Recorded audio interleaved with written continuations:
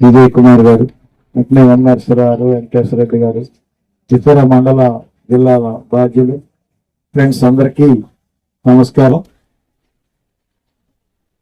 జవహర్ మన శ్రీనివాస్ గారి మరణానికి నా తరఫున, కుటుంబ సంక్షేమ నిధి రాష్ట్ర కమిటీ తరఫున, టిఎస్సిటిఎఫ్ రాష్ట్ర కమిటీ తరఫున కూడా సంతాపాన్ని ప్రకటిస్తూ వారి కుటుంబ సభ్యులకి ప్రగాఢమైనటువంటి సానుభూతిని తెలియజేస్తా ఉన్నాను.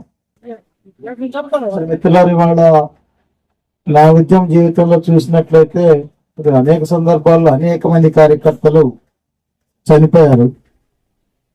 కానీ వ్యక్తిగతంగా కూడా ఎక్కువగా కలత చెందినటువంటి మరణాల్లో ఇది రెండవది.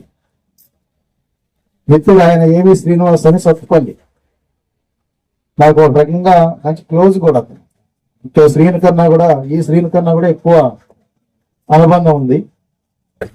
వాళ్ళ అన్నయ్య వాడి పెళ్లి చేసుకొని ఇంటికి వస్తూ రోడ్డు యాక్సిడెంట్ లో ఇంటికి దగ్గరలో దాదాపుగా చనిపోయారు. ఆ రోజు నేను చాలా తీవ్రంగా కలత చెందాను. తర్వాత ఎక్కువగా వ్యక్తిగతంగా కలత చెందినటువంటి మరణం మన వేముల శ్రీనివాస్ది. అంత మంచి మనిషి వేముల శ్రీనివాస్. ఒక రకంగా చెప్పాలంటే నాకు విజయ్ చెప్పాడు, 7 సంవత్సరాల క్రితం నేను, రాయల నాగేశ్వరరావు, వేముల శ్రీనివాస్ ముగ్గురం ఒక టీముగా వచ్చామని. వాస్తవానికి ఆ రోజున ఎన్నికల అధికారిగా నేనే ఉన్నా. వేముల శ్రీనివాసే ఆ రోజు అధ్యక్షుడిగా కూడా ఎన్నిక కావాల్సినటువంటి అర్హతతో రెడీగా ఉన్నాడు. అప్పుడు రాయల నాగేశ్వరరావు వచ్చారు, నేను అధ్యక్షత చేస్తానన్న సందర్భంలో, సార్ నేను ఏ బాధ్యత చేస్తాను, నాకు ఏ విధమైనటువంటి భేషజాలు లేవని చెప్పేసి, అంటే నువ్వు అధ్యక్షుడు అని చెప్పేసి అంతకుముందు ఒక మాటగా చెప్పినప్పటికీ కూడా అతను పెద్ద మనసుతో దాన్ని అంగీకరించి టీంలో కలిసిపోయి చేశారు. తర్వాత సార్ నాగేశ్వరరావు వచ్చాక ఏ లోటు లేకోకుండా దాన్ని కొనసాగిస్తున్నారు, అది వేరే విషయం. అట్లనే వాళ్ళ కుటుంబ సంక్షేమ నిధికి సంబంధించి కూడా ఈ స్కీము రాష్ట్ర కమిటీ ప్రారంభించడానికి ప్రేరణ కూడా మన కల్లూరు మండలి యూనిట్. ఎందుకంటే మన కరోనా సమయంలో ఉపాధ్యాయ కుటుంబాలు, ఉపాధ్యాయ మిత్రులు అనేక మంది చనిపోతా ఉన్నారు. సంపాదించే వ్యక్తి అకస్మాత్తుగా అదృష్టమైతే ఆ కుటుంబాలు దిక్కుతోచినటువంటి పరిస్థితిలో ఉన్నప్పుడు, ఇక్కడ మన మండలంలో 2 చనిపోతే ఆ 2 కుటుంబాలకు కూడా ఉపాధ్యాయుల నుంచే విరాళాలు సేకరించి ఆ రోజు నాగేశ్వరరావు, విజయ గారు, ఇక్కడ ఉన్నటువంటి మండల కమిటీ సభ్యులందరూ కూడా దాదాపుగా లక్షల రూపాయల చొప్పున ఆ కుటుంబాలకి అందించారు. సరే, దీన్ని స్ఫూర్తిగా తీసుకున్న తర్వాత అక్కడక్కడ జిల్లాల్లో యూటీఎఫ్ తరఫున కార్యక్రమాలు చేసినప్పుడు ఇది వ్యక్తులుగా స్పందించడం కాదు, దీనికి వ్యవస్థీకృతం చేయాల్సినటువంటి అవసరం ఉందని చెప్పి రాష్ట్ర కమిటీ ఆలోచించి ఈ కుటుంబ సంక్షేమ నిధి పథకాన్ని తీసుకొని రావటం జరిగింది. ఈ కుటుంబ సంక్షేమ నిధి పథకం ప్రారంభించిన తర్వాత ఇందాక మన కన్వీనర్ గారు చెప్పినట్లు ఈ రోజుతో మన 49 మంది మరణిస్తే వారందరి కుటుంబాలకు కూడా ఒక్కొక్కరికి 6 లక్షల రూపాయల చొప్పున దాదాపు 3 కోట్ల రూపాయలు అని చెప్పేసి తెలియజేస్తా ఉన్నాం. సహజంగా అనిపిస్తుంది ఏంటంటే, ఏముందండి ఉపాధ్యాయుడు చనిపోతే పెన్షన్ వస్తుంది, లేకపోతే ప్రభుత్వం నుంచి ఇతర బెనిఫిట్స్ వస్తాయి, ఇప్పటికిప్పుడు 6 లక్షల రూపాయలు ఉపాధ్యాయుల నుంచి వసూలు చేసి ఇవ్వాల్సినటువంటి అవసరం ఉందని చెప్పేసి దూరంగా ఉన్నటువంటి వాళ్ళు, లేకపోతే ఈ స్కీమ్ అర్థం కానిటువంటి వాళ్ళు ఎవరన్నా అనుకోవచ్చు. కానీ వాళ్ళ ప్రభుత్వ పరిస్థితి చూస్తే ఉపాధ్యాయుడు రిటైర్ అయితే దిక్కుతోచినటువంటి పరిస్థితిలో ఉన్నాడు. సహజంగా గతంలో ఏ ఉపాధ్యాయుడే కాదు, ఏ ఉద్యోగి అయినా తన జీవితంలో ఏమైనా అప్పులుంటే తీర్చుకోవటం, ఇల్లు కట్టుకోవాలంటే కట్టుకోవటం, ఇంకేమన్నా చిన్న సర్దుకోవాల్సినటువంటి అంశాలు కానీ, పిల్లల పెళ్లిళ్ళు కానీ ఇట్టేటి ఏమైనా ఉంటే రిటైర్ అయినప్పుడు కొంత అమౌంట్ వస్తాయి, వాటితో అప్పులన్నీ తీర్చుకోవచ్చు అని చెప్పేసి ఆ విధంగా తీర్చుకున్నటువంటి కాలం కూడా ఉన్నది. కానీ గడిచిన 2-3 సంవత్సరాల నుంచి పరిస్థితి ఏంటంటే, ఒక ఉపాధ్యాయుడు రిటైర్ అయితే అతని జీతం అమాంతంగా సగం అయిపోతుంది. ఇంకా రావాల్సినటువంటి ఇతర బెనిఫిట్స్ ఏవి కూడా దాదాపు 3 సంవత్సరాల పాటు ప్రభుత్వం చెల్లిస్తున్న పరిస్థితి లేదు. ఆ పరిస్థితుల్లో రిటైర్ అవ్వాలంటే భయపడుతున్నటువంటి సందర్భాలు ఉన్నాయి.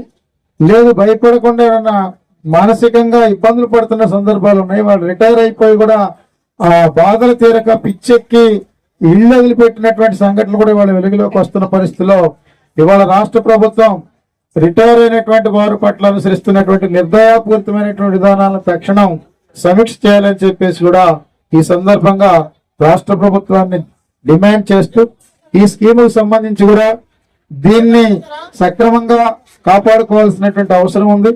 ఈ స్కీములు ఇప్పటికే సభ్యులైనటువంటి వారిని కూడా మళ్ళీ కోరేది ఏంటంటే ఈ స్కీమ్ నిబంధనలు ఏవైతే ఉన్నాయో వాటిని తప్పనిసరిగా అమలు చేయండి. వీటిని అమలు చేయటంలో ఏమన్నా లోపం ఉంటే ఇటువంటి సహాయం అందించడంలో కూడా నిర్వాహకులకు కొంత ఇబ్బంది వస్తుంది కనుక ఈ స్కీమ్ యొక్క స్ఫూర్తిని కాపాడుతూ ఆ పని చేయాలని కోరుతూ, అదేవిధంగా ఇవాళ మరి వారి కుటుంబ సభ్యులు వాళ్ళ మేడం స్వాతి గారు, పాప, బాబు ముగ్గురు కూడా ఉన్నారు. వారికి వస్తే చెక్ కూడా అందిస్తాము.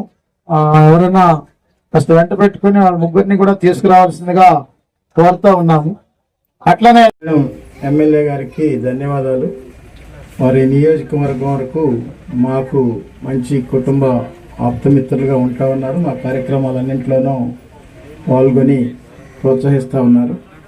ఇవాళ సరే అందరూ ఉన్నారో లేదో తెలియదు, తెలంగాణ రాష్ట్ర ఐక్య ఉపాధ్యాయ ఫెడరేషన్ అనేది ఒక సామాజిక స్పృహ కలిగినటువంటి ఉపాధ్యాయ సంఘం. ఈ సంఘంలో పనిచేస్తున్నటువంటి కార్యకర్తలు, నాయకులు, అదేవిధంగా సభ్యులుగా ఉన్నటువంటి వారిలో కుటుంబ సంక్షేమ నిధి స్కీమ్ అనేటటువంటిది ఒకటి ప్రారంభించి ఆ కుటుంబ సభ్యులకు 6 లక్షల రూపాయలు సంఘం తరఫున ఇవ్వడం జరుగుతూ ఉంది. ఈ స్కీము ఆ కుటుంబానికి ఇమీడియట్గా ఆసరాగా ఉంటా ఉంది. సరే మేడంకి ఈ సందర్భంగా కూడా చెప్పేది ఏంటంటే, మేడం ప్రభుత్వం సంబంధించి గత ప్రభుత్వంతో పోలిస్తే కొంత మెరుగ్గా ఉన్నమాట వాస్తవం. కానీ వాళ్ళ రిటైర్డ్ టీచర్స్, రిటైర్డ్ ఎంప్లాయీస్ పిచ్చెక్కి కూడా బజార్లు ఎంపట తిరుగుతూ ఉన్నారు. ఎందుకంటే కుటుంబాలు సెటిల్ కావటం లేదు. రిటైర్మెంట్ బెనిఫిట్స్ వస్తే సెటిల్ చేసుకుందాం అని చెప్పేసి ఉన్నటువంటి వాళ్ళు ఒక పెన్షన్ అంటే జీతం సగం చేయటం తప్ప ఎటువంటి బెనిఫిట్స్ సంవత్సరాల పర్యంతం రాని సందర్భం ఉంది. ఇది సంఘాలుగా మేము ప్రభుత్వం దృష్టికి తీసుకొని వెళ్తూ ఉన్నాం. కానీ ఎమ్మెల్యేగా మీరు కూడా ప్రభుత్వం దృష్టికి తీసుకొని వెళ్ళి సరే బతుకున్నటువంటి వాళ్ళు ఇవాళ రేపు వెనక ముందుగా సెటిల్ అవుతాం, కానీ రిటైర్ అయినటువంటి వాళ్ళ విషయంలో కరుణ చూపించాలని వాళ్ళ బకాయిలు ఎందుకంటే కోర్టులు కూడా ఆర్డర్లు ఇస్తూ ఉన్నాయి. వాటిని ఇంప్లిమెంట్ చేయటంలో కూడా ప్రభుత్వం కొంత తాత్సారం చేస్తున్నటువంటి పరిస్థితిని సరిదిద్ది రిటైర్ అయినటువంటి వారి కుటుంబాలకి ఆర్థిక సహాయాన్ని, వాళ్ళకి రావాల్సినటువంటి బెనిఫిట్స్ ప్రత్యేక ఆర్థిక సహాయం కాకుండా వాటిని ఇప్పించినట్లయితే ఆ కుటుంబాలు ఇబ్బంది లేకుండా ఉంటాయి. ఎందుకంటే చూస్తూ ఉన్నాం, వాళ్ళ పత్రికల్లో వస్తూ ఉన్నాయి, రిటైర్ అయ్యాక ఆర్థిక బాధలతో ఆత్మహత్యలు చేసుకుంటున్నటువంటి పెన్షనర్స్ కూడా ఉన్నటువంటి పరిస్థితిని మీరు ప్రత్యేక చొరవ తీసుకొని నివారించాలని కోరుతూ, వాళ్ళ స్వాతికి వాళ్ళ పిల్లలకి ఇందాక మాట్లాడిన సందర్భంలో వాళ్ళు వినిపించుకోలేదు, వారి ఇంట్లో వారి బాధలోనూ వారి కార్యక్రమాల్లోనూ ఉన్నారు. అమ్మ మీకు ఈటీఎఫ్ పూర్తి అండగా ఉంటుంది. మీకు తెలుసు ఇక్కడ విజయ్ గారు కానీ, రాయల నాగేశ్వరరావు కానీ, మిగిలినటువంటి టీము, అట్లనే జిల్లా కమిటీ, రాష్ట్ర కమిటీ కూడా మీకు తోడుగా ఉంటుంది. మీకు రావాల్సిన బెనిఫిట్స్ ఇప్పించడంలో అన్ని రకాల సహాయం అందించడంతో పాటు ఉద్యోగం కూడా ఒకరికి వచ్చే అవకాశం ఉన్నది. ఆ విషయాలన్నీ కూడా మీతో మనోళ్ళు మాట్లాడతారు.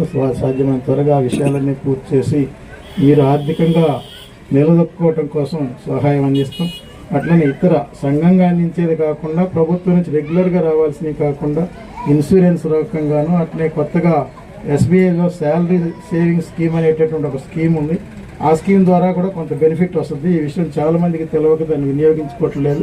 దానికి ద్వారా వచ్చేటువంటి ప్రయోజనాలను కూడా మన కుటుంబానికి వచ్చే విధంగా మేము ప్రయత్నం చేస్తామని చెప్పేసి తెలియజేస్తూ ధైర్యంగా ఉండాలని మరొకసారి మీ అందరికీ విజ్ఞప్తి చేస్తూ ఎమ్మెల్యే గారికి మరొకసారి ధన్యవాదాలు తెలియజేస్తూ ఈ కార్యక్రమంలో పాల్గొన్న ఎంఈఓ గారికి, మిగిలినటువంటి నాయకులు, బంధుమిత్రులందరికీ కూడా ధన్యవాదాలు తెలియజేస్తూ ఇప్పుడు చెక్ పంపిణీ కార్యక్రమం చేద్దాము.